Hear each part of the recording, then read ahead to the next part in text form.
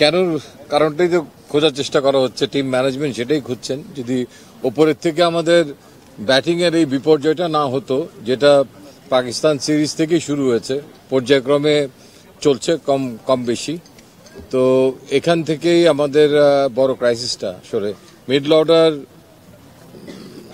আমি বলবো যে এই সিরিজটা তো স্পেশালি অনেক ভালো খেলেছে, না হলে হয়তো আরো খারাপ কিছু হতে পারতো। বাট এটা নিয়ে নিশ্চয়ই কোচরাও কাজ করছেন।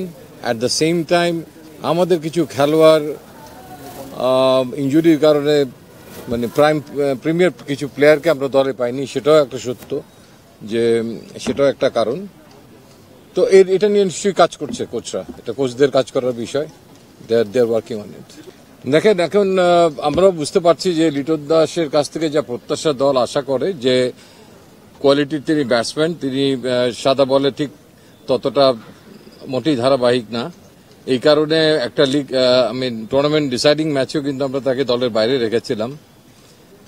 তো এই মুহূর্তে তিনি টি-20 আমাদের একটা ফরম্যাটের ক্যাপ্টেন, একটা সিরিজ চলছে। আমার মনে হয় যে আমরা এত ডিটেইলে এটা নিয়ে এই মুহূর্তে কথা বলার জন্য আমি মনে হয় এটা আদর্শ সময় না। তবে এতটুকু বলতে পারি, we are certainly concern about the way he is getting out. Near future যদি সেখানে কোনো কিছু মেরামতের প্রয়োজন হয়, মেরামতের জন্য কোচরা আছেন। যদি সাময়িক বিরতি নেওয়ার প্রয়োজন হয়, তার জন্য কোচরা আছেন।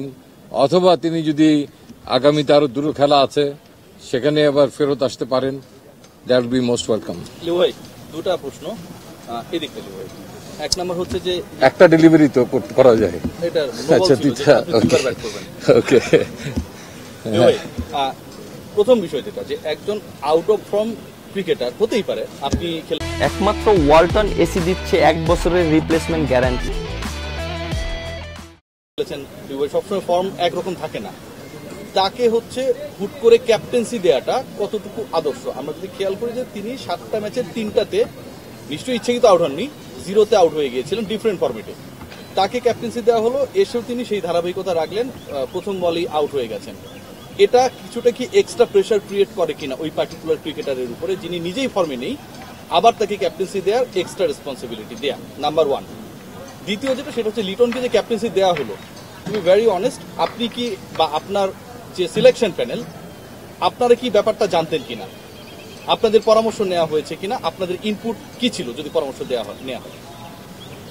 আচ্ছা, আমি পিছনের দিক থেকে শুরু করি। একটা হচ্ছে যে আমাদের যে দায় দায়িত্ব আছে, তার মধ্যে জাতীয় দল নির্বাচনটা আমাদের এখতিয়ারের মধ্যে পড়ে, এবং জাতীয় দলের জন্য ক্যাপ্টেন কাকে বিবেচনা করা হবে এটা সম্পূর্ণরূপে বাংলাদেশ বোর্ডের এখতিয়ার। এবং সেটা স্বল্পকালীন সময়ের জন্য হবে না দীর্ঘকালীন সময়ের জন্য হবে, আমার মনে হয় এটা বাংলাদেশ ক্রিকেট বোর্ড অবস্থার পরিপ্রেক্ষিতে সেটা নির্ধারণ করে, এবং এবারও তাই করা হয়েছে। এখানে বেসিক্যালি আমাদের থেকে এই যাবৎকালীন আমি জয়েন করার পরে আমাদের কাছ থেকে শুধু এ টিম এবং হাই পারফরমেন্স টিমের জন্য ক্যাপ্টেন ভাইস ক্যাপ্টেন রেকমেন্ডেশনটা চাওয়া হতো। বাট জাতীয় দলের জন্য আমি জয়েন করার পর থেকে অ্যাটলিস্ট বলতে পারি যে কখনো কোনো রিকমেন্ডেশন চাওয়া হয়নি। আর প্রথম প্রশ্ন যেটা ছিল যে আউট অফ ফর্ম একজন ক্রিকেটারকে ক্যাপ্টেন্সির মতো গুরু দায়িত্ব দেওয়াটা আসলে কতটুকু আদর্শ আপনি মনে করেন as a x captain and selector cricketer? এখন যে জায়গায় আমি দাঁড়িয়ে কথা বলছি, যে আমি এখন বোর্ডের একজন দায়িত্বপ্রাপ্ত ব্যক্তি হিসাবে কথা বলছি, বোর্ডের অধীনে চুক্তিবদ্ধ একজন নির্বাচকদের প্রধান হিসাবে কথা বলছি। আমার কিছু জব ডেসক্রিপশন আছে, আমার কিছু কোড অফ এথিক্স আছে, সেই এথিক্সের বাইরে গিয়ে আমি কথা বলতে পারবো না। হয়তো অন্য কোনো সময় আমি এটার পূর্ণাঙ্গ উত্তরটা হয়তো দিতে পারবো। বাট আমি মনে করি যে নিশ্চয়ই খুব স্বল্প মেয়াদী কোনো একটা হিসাব ক্যালকুলেশন করেই হয়তো বোর্ড একটা সমাধান করার চেষ্টা করেছে, কারণ বোর্ডের হাতেও যে খুব অনেক অপশনস ছিল, হয়তো সেই অবস্থায় বোর্ড ছিল না, অনেক খেলোয়াড়ই ইনজুর্ড ছিল। আর যে পজিটিভ সাইডটা আমি দেখি, যে একজন ব্যাটসম্যান যখন আউট অফ ফর্ম এবং সেটা যখন তিনি কন্টিনিউ করে যাচ্ছেন অ্যাজ এ নতুন দায়িত্ব পাওয়ার পরও, তখন তার টিম তাকে যে সাপোর্টটা করেছে টু মেক হিম অ্যাজ একজন বিজয়ী মানে দলের ক্যাপ্টেন হিসেবে দিন শেষে আমার মনে হয় সেটা হয়তো তাকে অনুপ্রাণিত করবে। I think team has done a wonderful job for their captain. দায়িত্বটা নিয়েছেন তখন স্বাভাবিকভাবে অনেক এক্সপেকটেশন ছিল, কারণ আপনাদের আগের যে নির্বাচন প্যানেল ছিল তাদের প্রতি একটা সমালোচনাও ছিল। সেই সমালোচনার কাটিয়ে আপনি যখন দায়িত্বটা নিয়েছিলেন, আপনি যে টার্গেটগুলো নিয়ে এসেছিলেন যে টিমগুলো স্টেবল করা বা 3টা ফরম্যাটে আলাদা আলাদা টিম করা, সেই জায়গাতে আপনি আপনার নিজের ইয়েটা কেমন মনে করেন যে আপনি এক বছরে কতটুকু হ্যাপি? আসলে সন্তুষ্ট জায়গাটা তো কখনোই শেষ হয় না, মানে কেনা আরো বেটার করতে চায়। প্রতিদিনের কাজকে তারপরের দিন চ্যালেঞ্জ করাটাই is most important. Unless team আপনাকে কমফোর্ট জোনে নিয়ে যদি যায় with the performance, then you can be comfortable. But সেই জিনিসটা ঘটছে না। তবে আমরা আমাদের প্রসেসটাকে ঠিক রেখেছি। আমার মনে হয় যে পর্যায়ক্রমে যে ট্রেনিংটা শুরু হয়েছে হাই পারফরমেন্স অ্যান্ড টাইগার্সের মাধ্যমে, এই T20 ফরম্যাটে আপনারা এনসিএল দেখতে পাচ্ছেন এখন, এবং পর্যায়ক্রমে আপনারা এতটুকু আমি বলতে পারি যে ওভারনাইট তো ওগুলো রাতারাতি চেঞ্জ করা সম্ভব না। তবে আগে যেমন কিছু অনেক খেলোয়াড়ই 3টা ফরম্যাটই খেলতো, পর্যায়ক্রমে অনেকেই সরেও গেছে, তারা অবসর নিয়েছে। পর্যায়ক্রমে আমরা কিছু স্পেশালাইজ প্লেয়ারকে দলভুক্ত করার চেষ্টা করব ফরম্যাট অনুযায়ী, if they come up to their mark. Sheikh Mehedi খুবই দারুণ বোলিং করেছেন আজকের ম্যাচ যেটা হয়েছে, তার বোলিংটা আপনি কিভাবে ইভ্যালুয়েট করবেন? আর আরেকটা প্রশ্ন, আমরা ওয়ানডেতে দেখা গেছে মিডল ওভারতে অত বেশি উইকেট নিতে পারিনি এবং একজন স্পিনারের অভাবও আমরা বোধ করেছি লাস্ট 3টা ম্যাচে, যে যারা মিডল ওভারতে সত্যিকার স্পিন করিয়ে উইকেটটা নেবেন। ওই জায়গায় আপনারা মাহেদিকে চিন্তা করতে পারেন? দেখেন, ভবিষ্যৎ নিয়ে ইটস টু আর্লি। আপনি যেটা প্রশ্নটা করছেন, ছুড়ে দিয়েছেন আমাকে, ইটস মিন যে এরপরে আমাদের চ্যাম্পিয়ন্স ট্রফির দিকে আপনি আঙ্গুল দিয়েছেন। আমার মনে হয় মানে সময় সবচেয়ে সেরা উত্তরটা দিতে পারবে। স্টিল আমরা মনে করি Mehedi Miraz is a very good bowler. হয়তো অনেকেই জানেন যে he is suffering for his groin problem এর জন্য। তো আমরা ইতিপূর্বে কিন্তু বলেছি যে Sheikh Mahadi is a very specialised bowler আমাদের T20-র জন্য, এবং T20 বিশ্বকাপে কিন্তু আমরা মেহেদী মিরাজের থেকে তাকে অ্যাজ এ বোলার হিসাবে এগিয়েও রেখেছিলাম। সো আমরা ওই জায়গাটাতে স্টিক করতে চাই। বাট কেউ যদি ক্রমান্বয়ে তার কুশলতা দিয়ে, তার পারফরমেন্স দিয়ে জায়গা করে নিতে পারে, যে কেউ যে কাউকে হটিয়ে যে কোনো সময় আসতে পারে। আপনি বলছিলেন যে টু আর্লি, বাট আমরা দেখি যে কোন একটা বিশ্ব আসর আসলে অনেক আগে থেকে দল গোছানো শুরু হয়। মানে আমরা সবসময় দেখি যে লাস্ট মোমেন্টে অনেক চেঞ্জ আসে। আমরা সব ওয়ার্ল্ড কাপে আমরা দেখেছি এর আগে, প্রিভিয়াস ওয়ার্ল্ড কাপগুলোতে। মানে চ্যাম্পিয়ন্স ট্রফি মাত্র 2 মাসের মতো বাকি। মানে এর মধ্যে আপনার কতটুকু আসলে দল গোছানোর চেষ্টা করছেন, বা কিছু কিছু ক্রিকেটারকে নিয়ে কিছু প্রশ্ন আছে যেটা আমরা জানতেও চাই, যে তামিম ইকবাল ব্যাক করছে কিনা, বা সাকিব আল হাসান তিনি কি আর খেলবেন কিনা, মানে এই সব কিছু, এই ব্যাপারগুলো আপনার কতটুকু আসলে গোছাতে পেরেছেন এখন পর্যন্ত? কিছু প্রশ্নের উত্তর একদম সরাসরি আমার কাছে নেই। আসলে সাকিব আল হাসানের ইস্যু আপনারা নিজেরাই অবহিত আছেন।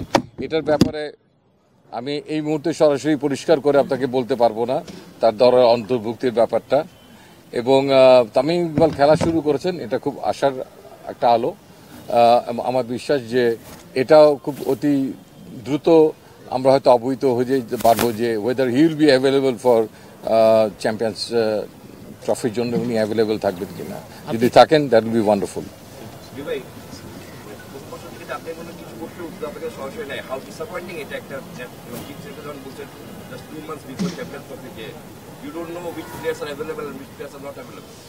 না, it's a totally a different issue. এটা গতানুগতিক ইস্যু না, ইটস এ অ্যাবনর্মাল ইস্যু যেটা সাকিব আল হাসানের ক্ষেত্রে ঘটছে। অ্যান্ড তামিমের ইস্যুটাও তো অনেকদিন ধরে সে কেউ যদি নিজেকে উইথড্রল জায়গায় নিয়ে রাখে, তো সেই জায়গায় আসলে বেশ এর আগে আপনি জানেন যে একটা ভিন্ন একটা বোর্ড ছিল, সেখানে মত পার্থক্য ছিল, অনেক ইস্যুস ছিল।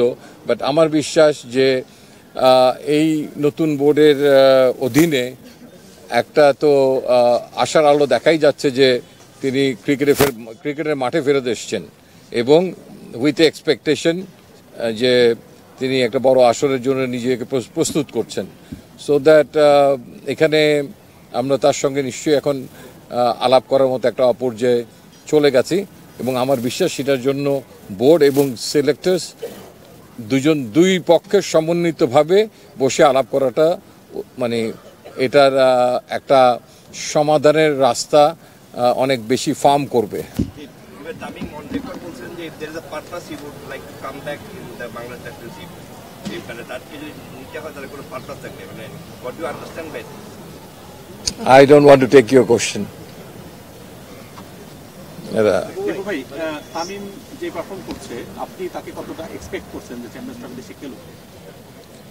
তামিমকে আরো শানিত হতে হবে, তার ফিটনেসকে আরো ইমপ্রুভ করতে হবে। যখন সে একটা জিনিসের জন্য ডিজায়ার করবে তখন ডেফিনেটলি যে খেলোয়াড়টা এতদিন ধরে ইন্টারন্যাশনাল ক্রিকেট খেলছে সে জানে যে গ্লোবাল টুর্নামেন্টে খেলার জন্য নিজেকে কিভাবে শানিত করতে হয়, কিভাবে প্রস্তুত করতে হয়, কি ধরনের সহযোগিতা he will expect or board will offer. I think এই সমস্ত ব্যাপারগুলো কোনো বাধা হয়ে দাঁড়াবে বলে আমি কখনোই মনে করি না।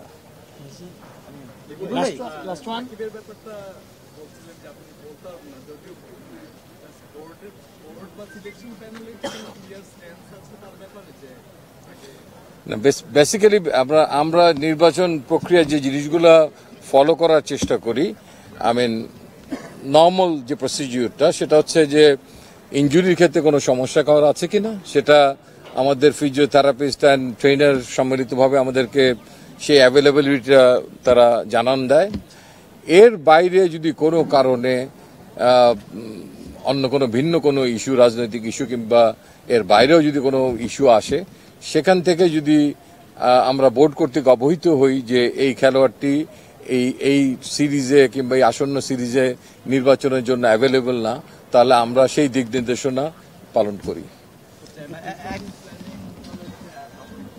আমরা we are looking forward, board আমাদেরকে যেভাবে গাইড করবে আমরা সেভাবেই আমরা আগাবো। লাস্ট ওয়ান ভাই, একটা কোয়েশ্চেন আছে নিউ ভাই, আপনি বলছেন যে লিটন দাসের পারফরমেন্স একটু কনসার্ন, আসলে সবাই কনসার্ন, আসলে সে একজন প্রবীণের ব্যাটসম্যান বাংলাদেশে, বাট আপনার কাছে কি মনে এনসিএল এ কিন্তু দুর্দান্ত কিছু প্লেয়ার পারফর্ম করছে, আরিফুল হক, জিসান আলম, তো যারা আসলে ওয়াফর্মে থেকে ন্যাশনাল টিমে যাচ্ছে, ম্যাচ খেলতেছে, ম্যাচ পাচ্ছে, তো তাদের কারণে কি আসলে যারা ডোমেস্টিক ক্রিকেটে ভালো করছে তারা কি ডিপ্রাইভড হচ্ছে? লিটন কুমার দাসের এক্সাম্পলটা যদি বলি, ইনফ্যাক্ট যখন অনেক এওয়ে ট্যুর থাকে তখন আমাদের জন্য আসলে অনেক কিছু হ্যান্ডেল করা খুব মুশকিল হয়ে যায়, মানে যেখানে যেতেই 2-3 দিন লেগে যায়। এই সিরিজটা যদি দেশে থাকতো আই বিলিভ সেখানে হয়তো আপনারা কিছু চেঞ্জেস দেখতে পেতেন, যেটা নাকি আমরা খুব র্যাপিড, খুব কুইক কোনো পদক্ষেপ হয়তো নিতে পারতাম। তো আগামীতে যে বিশ্বকাপ আমাদের আছে, তো সেটার জন্য আমরা কিন্তু ইতিপূর্বেই বলেছিলাম যে আমরা আসলে এই সিরিজটার পর থেকে আমাদের সামনে যে বিপিএল আছে সেটাকে আমরা ক্লোজলি মনিটর করব।